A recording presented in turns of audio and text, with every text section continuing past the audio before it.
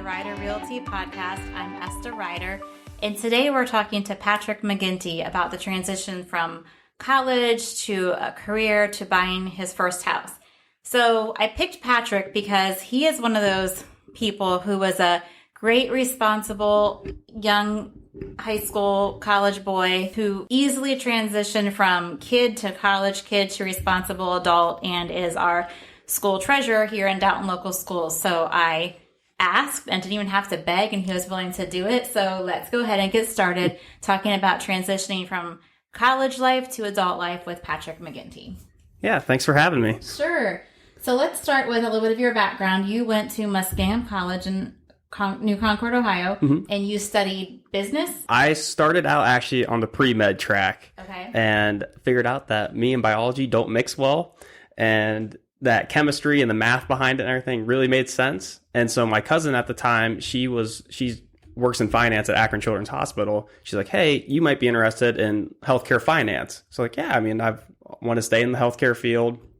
I like numbers. And so Muskingum actually had a program. It was a healthcare administration program that they offered. And so I went that route, and then I minored in business management. So stayed in the business field, and then kind of fell and turned into my niche after that. So you did start out in a medical field, and now you're in a school system. Mm-hmm. Was that to be closer to home, or just a different kind of atmosphere? Yeah, kind of both. I mean, driving to Altman Hospital every day on 77 during rush hour, 30 minutes here and back, it was kind of tedious after a while. But when the opportunity came up to come back home and come back to my hometown school district, I jumped on it. It was just great timing for that. And I know we've talked about Muskingum before. You loved that experience. Mm-hmm. You loved being there. Did it ever occur to you when you were in college during those 4 years, and that kind of becomes home, that you would stay there? Or did you always know you wanted to come back to Dalton, or did it just kind of happen over time? I kind of knew I was going to come back to Dalton. It was just, it's nice to get away. So like I always give this to like my baseball players that I coach, like the first time you go to college, you're like, I can't wait to go. Like, this is something I want to do. I can't wait to get away from home, get away from mom and dad. But then you get to that second year and you're like, well, you know what? Dalton wasn't all that bad, because you kind of get there, you kind of get that whole college experience, and you kind of meet all the different people, and you realize that your little bubble of Dalton wasn't that bad of a place to be at. Mm-hmm. And so it kind of took me a little bit to realize that I wanted to come back home and come back to this area. And it helped out too that mom and dad were willing to let me come back and stay with them as I kind of got my feet wet in the job industry. So let's talk about buying that house then. I don't know if you have student loans or not. You don't have to share that, but my question would be, just in general, with people your age getting out of college, how many of them does their amount of student loans play into whether they buy a house at all, or down the road, or close by? Do you see, like, was that ever conversations you guys had, especially in the business sector of, college life? Oh yeah. Definitely between like me and my friends as well, that we talked about it greatly, in the fact that we all tried to pay down as much of our student loans as possible before even thinking about buying a house. I was lucky enough in the fact that the house I bought was actually my sister and my brother-in-law's. So they were able to help me out with that, and the fact of just gifting equity. I think you guys had JT Troyer on a couple shows ago. And so JT's the one who actually brought that idea to us. And it really helped out in the fact that I was able to avoid PMI with the gift of equity to get the 20% down. And it really helped me out in that fact. Because, I do go into a private small school. You're going to have a decent amount of student loans afterwards. So you kind of base your living status around what you have to pay per month due to those loans. Sure. So how did you know it was time to buy? Was it because you were settled in the career you wanted? Was it because the house came up for your sister, to buy your sister's house? I guess I'm saying, had that not come up, would you have been looking to buy yet? Or did that kind of just fall into place where it was, you decided it was right?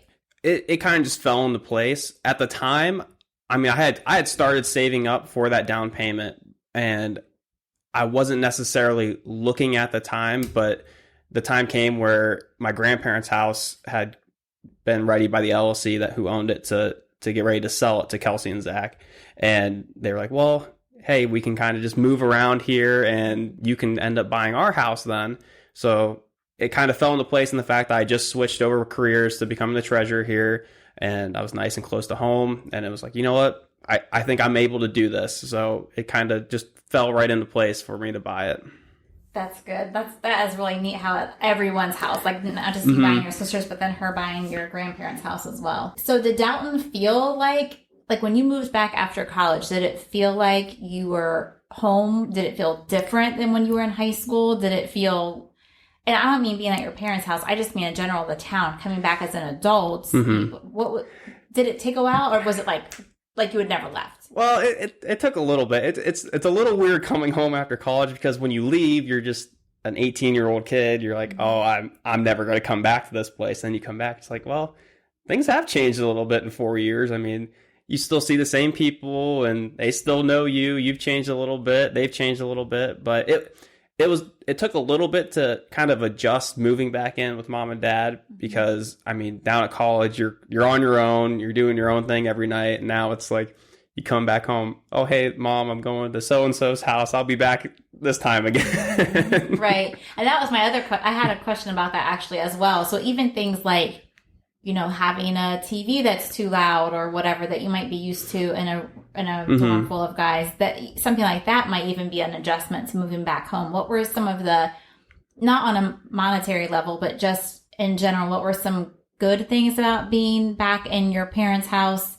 And I mean, I would imagine maybe the food is better. I don't know. Oh, absolutely. Or the food. some of the bad things too, maybe being a little more quieter or whatever. Tell us some of those things. Yeah, so definitely. Well, obviously the food was a lot better when mom's making you a home cooked meal every single night. That's like the greatest part about moving back home, and just the fact that my parents were really gracious in the fact that I didn't really have to pay like a rent to them to rent out my room. What I did is I paid, there was 3 of us living in the house. I paid a third of what it cost for the groceries. And then I paid my phone bill, my insurance for my truck, and then just all my other expenses that I needed here and there. So they helped me out in that regard. It was kind of difficult in the fact that my parents both go to bed super early. And so when I first got back from college, I stayed up later, and I had to try to be quiet to not wake them up, because I mean, everyone knows my dad. He's not one that you want to wake up in the middle of the night because he's a little grumpy. But that was kind of the hardest transition, is just kind of coming back into respecting their rules, since they were gracious enough to let me stay in their house kind of in that rent-free stage. But yeah, definitely the pluses of it were definitely helping me out financially with that. And then definitely the food. Yeah. I can't even offer that to my son, because I don't really cook now. I think we're having grilled hot dogs for supper, and I didn't make lunch. But what was the most exciting part about buying a house, and what was the scariest part?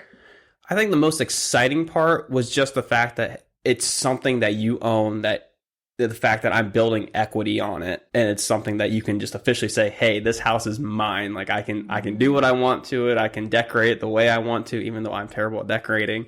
But it's something that's in your name. It's your own place that you can go home to every single night, and it's something that's consistently there that's yours. The scariest part about it was just the complete unknown about the process, because I mean, you go in high school and then you go to college. No one teaches you how to get a loan. No one teaches you about the whole home buying process, what all goes into it. Like, no one teaches you that, hey, you have to have homeowners insurance on the day you sign.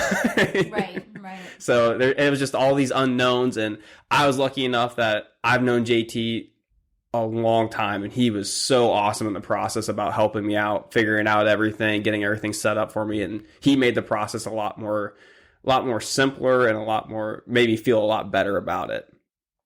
So let's go back to buying your sister's house. You had talked about like you can decorate it however you want. And what's interesting is we've had discussions both here on the podcast, but also just with people we know, where when we're buying a family member's house, is that touchiness of, oh, well, what if I paint a room that they liked or whatever?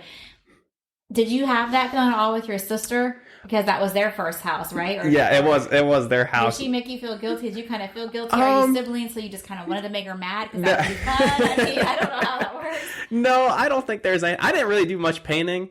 I kind of left all the paint. I mean, given my sister is very good at decorating, so I figured walking in there and like, it wasn't like a purple wall or anything. Okay, let me rephrase that. She had a purple wall in the bedroom, and I walked in there. I'm like, yeah, that has got to go. So that was about the only thing. What color is it now? It's blue, so it's like a lighter blue. But the living room, I pretty much kept all that the same. Same with the kitchen. I mean, I don't know how to decorate a kitchen to begin with, so I just kind of let her stuff stay with that. The only thing that I kind of have been on and off about would be my niece's room. Okay. So I don't really know how to change that, which would be my spare bedroom, how to exactly decorate that. And she's got a green wall in there right now, and I'm not really sure if that should stay or not. Yeah. So that's the one that's up in the air right now. But overall, there wasn't really any touchiness with it. I mean, for the most part, they were fine. They just said do whatever to it. It's your house now. So yeah. Well, and I guess when I think about it, they're kind of in that same position buying your grandparents' house. So you know, how would that? Yeah, and I know with I think it was more touchy-feely with Grandma and Grandpa's house, just because that house has been in the family for so long, and Grandma and Grandpa, and when they bought it, it was back in that kind of depression area where they kind of did things as they needed to with just a very small amount of money. Sure. And so there's a lot of sentimental value within the house, and I think she's having a little more issues with that area of it than I have. That it's still in her family. Absolutely. Generations yeah, later. That's really cool. And this is really nothing to do with this podcast. It's literally me just being nosy. So you loved coming home to mom's cooking, and that was your favorite part. Like you could literally walk to, I mean, quite a walk, but you could walk to your parents' house. So do you do your own cooking now, or do you go home? I'm going to say yes and no. Okay. So I try to do cooking as best I can. It was so funny. I actually just had this conversation with my best friend's wife the other day, because she was asking me, how do you cook for yourself? I have a hard time cooking for just two people. So basically what I do is on Sundays, I make this full family meal, and then I just meal plan it for the rest of the week. So I eat that same meal the entire week. Have you gotten tired of doing that yet or not yet? Oh, absolutely. Okay. But then mom and dad will call me, and I don't know if it's the fact they know that I'm terrible at cooking, or it's the fact that they actually want to see me once in a while, but they call me over to see if I want to eat with them, and then they send me leftovers too, or I just go to their house during lunch when no one's there and eat their leftovers. And they're like, surprise. Yeah. That was supposed to be Dad's lunch tomorrow. Yep. Did your parents encourage you or discourage you to buy the house? They encouraged me, I think, for the most part. I think when this whole thing started, they just wanted to make sure I knew what all went into owning a house, all the issues that do arise with it, and that I was financially stable enough to do it. But when we kind of talked it through and everything, and they realized that I was in that good position to go about it, they were all for it. And I mean, my dad, since he's the head of maintenance here, he helps out so much in just being able to fix things, not having to contract people to come in and do stuff, which he's awesome in that regard. He just comes over and say, "Hey, Dad, I need help with this." He goes, "Oh yeah, I can do that. I'll help you out, no problem." So are you learning skills that way, or does Dad just kind of come do it because you're his kid and he likes doing it? Or no, he's teaching me. Oh, that's good. Yeah. And that was interesting when you said a negative of buying the house. My mind thought he's going to say something about these repairs that come up down the road, but you were saying it was actually the loan process, which is true because people know when they buy a house they have to fix it up, but you're right, the loan process would be completely new. And I'm sure everybody's different. You having a handy dad that lives close by, I'm sure that part is reassuring that he can come. Yeah, definitely having my dad around has been a very just relaxing feeling, just because I know if something does happen, I know he's the first person either Kelsey or I do call his dad, because he know if he doesn't know how to fix it, he knows someone that will. Sure, he's got a connection. Yeah. Did they encourage you, or did you perhaps assume at some point there would be an apartment before a house, or did you kind of not especially being a money's person, a numbers person, did you kind of see rent as a waste and that was never an option? Where were you in that process? I've never been a big fan of renting, just because of the fact that you're not really getting any equity out of it. It's kind of in the same regards of kind of leasing a car in a sense, but with a lease, I mean, you kind of get a little bit of equity out of it if you turn in early. But with renting a house, it was just something that, especially with rent rates right now too, you could go get a mortgage for almost less than what you can rent for. So it just never really crossed my mind that would have been the right thing to do for me when I can go out and get a house for possibly even lower than what rent's going, build equity on it, and then eventually maybe myself rent it out to someone else. So that was kind of more of the business mind of me going to work there, thinking about future plans. Sure. So let's go back to your business mind again, your numbers mind. Did you do a 15-year or a 30-year? I did a 30-year because I'm not expecting myself to stay in this house for 30 years. Sure. Since it's just a starter, I'm hoping to like 5 to 10 years and then move out of that. Now, when I go to my forever home, that will definitely be a 15-year. That way it gets paid off and done with. Mm-hmm. But this first house here, I just kind of was like, we'll do a third year, get the lower payment on it. And that way, when it comes time to move out, I wasn't dumping a complete ton of money into it right off the bat. But right. Mm-hmm. So you did high school here, did college away, came back, bought a house. Through all of those things, I mean, what advice would you give somebody who's maybe didn't go to college about buying a house or not buying a house? Like how you were saying you wanted to save up money, or who is in your shoes and is thinking about buying a house, just in general, somebody your age, however they started doing their adult life, what advice would you give them? Definitely learn more about the mortgage process and how it all works and what they look at for you to get a mortgage. Don't live outside your means too, and the fact that if you're able to, that's great to go buy a $350,000 house. If you're able to do that, great, that's awesome for you. Just make sure you know that no matter what, you have to pay that mortgage each month, and if you're not in that position to do it, maybe take a step back and live within your means for a little while. Because I think just from talking to like people my age is that they want to buy that dream house right off the bat, and it's like right out of college. It's like, oh, you got like $50,000 like student loans, and you're looking at buying a $350,000 house. It's just like, I don't know if that's the smartest thing to do right away, but hey, I mean, they can do their own thing. But that's one of the things I would say is just learn more about it, how it works, what you're capable of doing is probably the best way to go about it, and maybe even going less than what your max capability is on it, just for the first house at least. Well, what I have always told my clients and taught my agents the same thing is go to the loan officer and tell him what monthly payment you can afford, and then have him tell you that amount rather than just going to get approved, and they're like, oh yeah, you can do 350, and you're looking at your budget going, no, I can do like 150. It kind of makes it easier that way. You're kind of saying the same thing, like know what you can afford,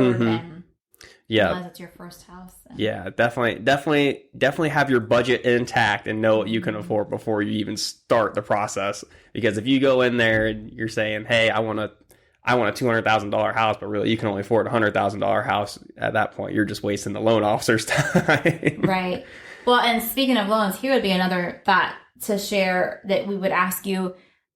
A lot of times, I love it when buyers come and ask me who they should get their loan through, because I know it's going to be a good experience for them. Because we have a handful, I probably have 5 or 6 that we use, or 4 or 5, I don't even know, that are good, and they're going to close their loan, they're going to be helpful and want to talk to them.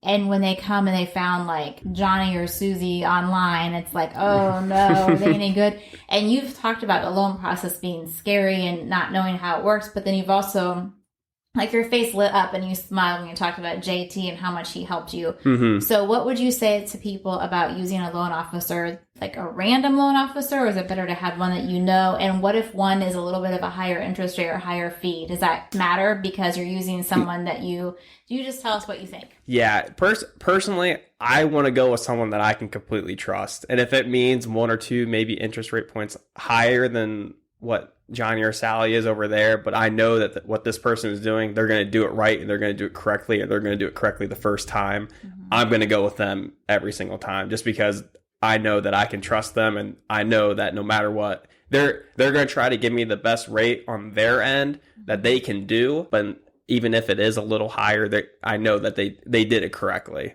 So that's where JT came in. I knew, like, right off the bat, like, oh, he's going to be the guy that I go to no matter what, because I mean, I've known him my entire life.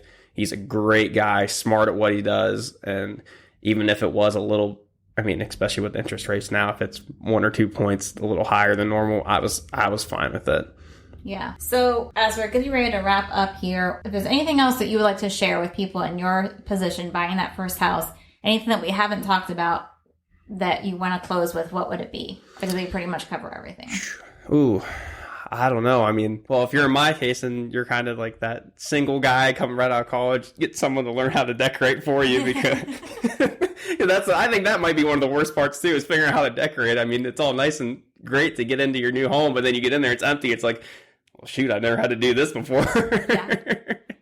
But yeah, definitely, I would say that just definitely learn more about the whole process. That way, when you're going into it, it's not as scary of a process to you. Sure. Yeah, that makes sense. Well, thank you so much for joining us and answering these questions and talking us through how you went and all the choices that you made. That's great, because I'm way past the stage of life that you're in. So it's much better to hear it from somebody who's young and experienced in that. And I appreciate you coming out. Yeah, not a problem. Thanks for having me. Yeah. All right. Thank you once again for tuning in to Ryder Realty Podcast.